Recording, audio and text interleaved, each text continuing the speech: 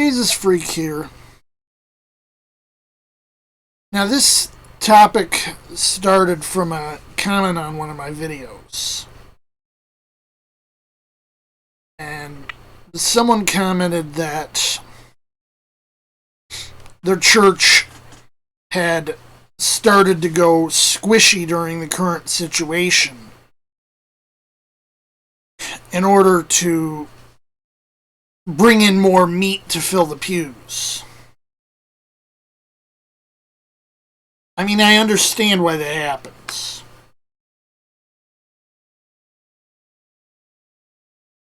It is important to have more meat in the pews, but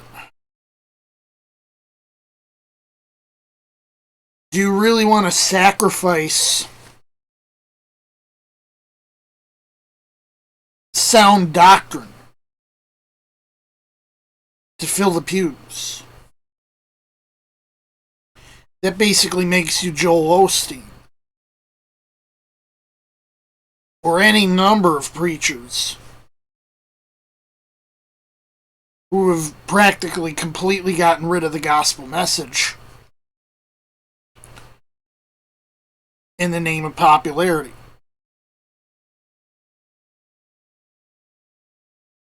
It's like, well, don't you want to be popular? Well, sure, but that's not exactly reality, is it?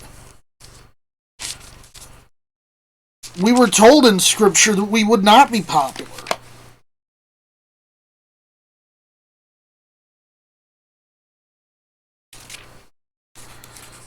We were outright told that people would hate us because we have the truth.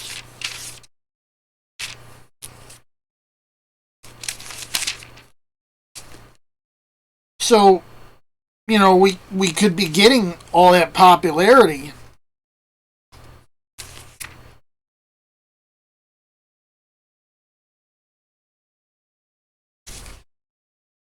but what really is the point?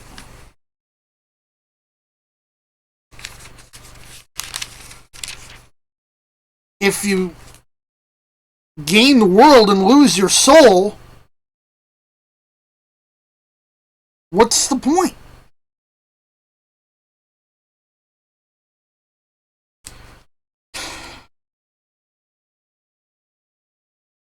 Jesus said, I came to set a man at variance against his father, and the daughter against her mother, and the daughter-in-law against her mother-in-law, is that I came not to send peace but the sword. He said this because his message was a divisive message.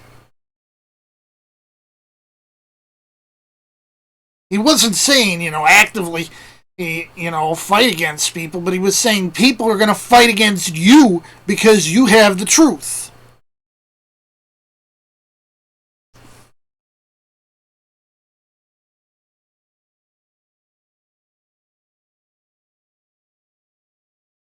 And too many people are concerned about popularity or, being liked.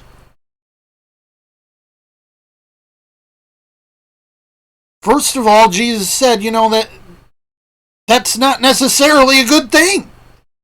And secondarily, he said, when people are going to hate you, don't worry about it.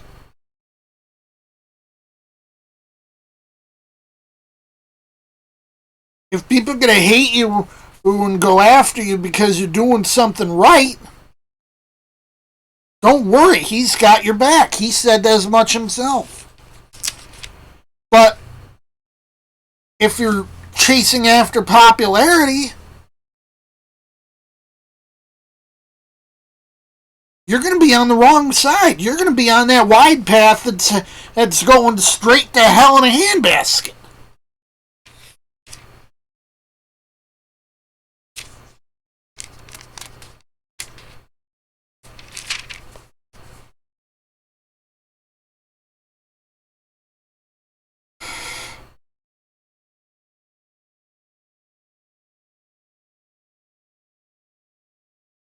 So what's important is that we're believing the right things. That is to say, this and that we're encouraging others to believe the right things by whatever means we have at our disposal.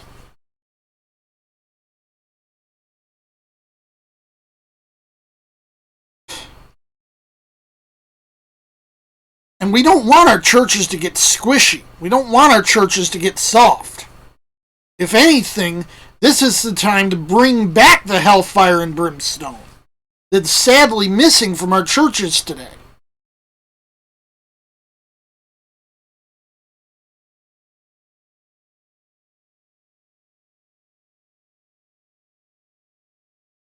The hellfire and brimstone message comes with a promise on the other side. You can be spared from that.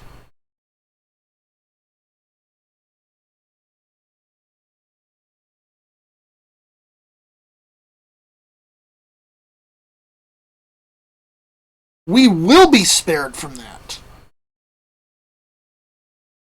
We'll have a lot of hell to go through here. But once it's done, it's done.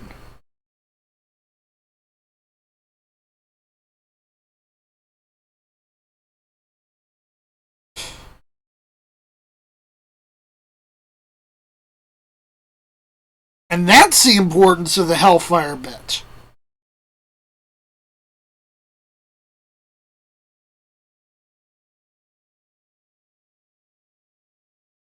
You're either going to have a good life now and hell afterwards, or hell now and a good life afterwards.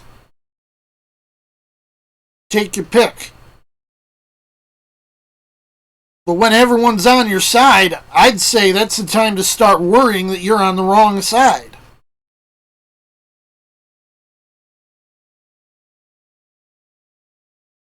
And if your church is getting squishy because they're losing parishioners and need to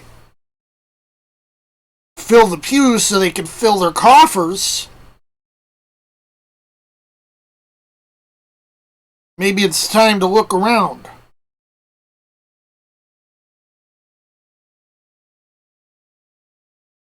And find a church where the first arbiter and final authority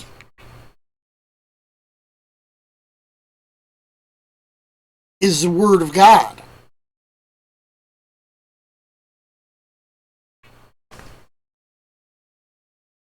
Jesus freak out.